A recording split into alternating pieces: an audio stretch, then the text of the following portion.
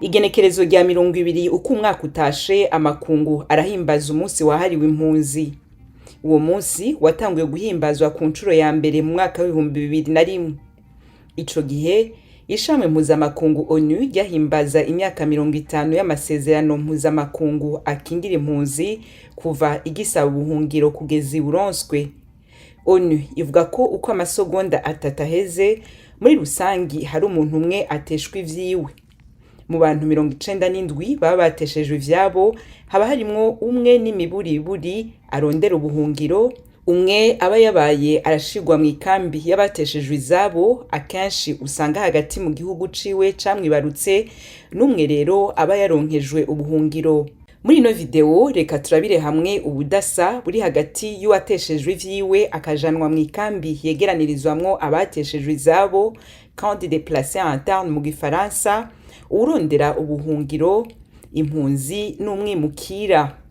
Duhere ku mpunzi. Amasezerano mpuzamakungu yashizweho na ONU mu 1951 avuga ko impunzi ari uwo wese yahunze igihugu ciwe biturutse kwitotezwa yakorewe canke abona ko ashobora gukorerwa kubera urukuba rwiwe, ubwenegihugu bwiwe, ubwoko bwiwe, ivyiyumviro vyiwe vya politike, ukwemera kwiwe n'ibindi biza biraba kamere kiwe bwite nka kiremwa muntu. Urondera ubuhungiro nawe ni muntu ki? Umuntu aja mu murwi w'abarondera ubuhungiro kuva umunsi abusabiye ko gushika igihe aronkejwe inyishu yuko abuhawe.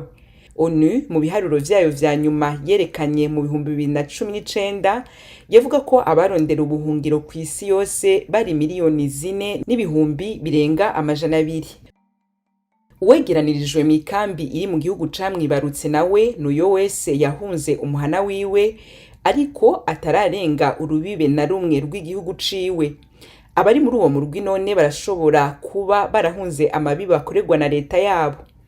ONU aka kabazo ikishura igira iti ego cane, bishitse bakaba bataye izabo ku gutinya agatotezo ka leta. Amasezerano akingira impunzi aratomora ko naho biba bimeze uko iyo leta nyene ibatoteza ibwirizwa kubakingira. Dusozerere kuraba icarico umwimukira. Iri zina rihabwa uwo wese ahisemwo kuva mu gihugu ciwe c'amavuko akimukira mu kindi. Abitwa uko si ngombwa ngo babe bimutse kubera itotezwa bagirirwa. Oya, ONU ivuga ko ahubwo bashobora kwimuka mu kiringo gito canke burundu. Muri uyu murwi dusangamwo abimuka biciye mu buryo bwemewe n'amategeko, abandi nabo bakabikora biciye mu buryo bunyuranye n'amategeko. Naho impunzi urondera ubuhungiro wateshejwe ivyiwe akaja mu ikambi iri mu gihugu ciwe, n'umwimukira umuntu arabiye kure wogira ngo ni bamwe, umurwi wose ufise amategeko awukingira.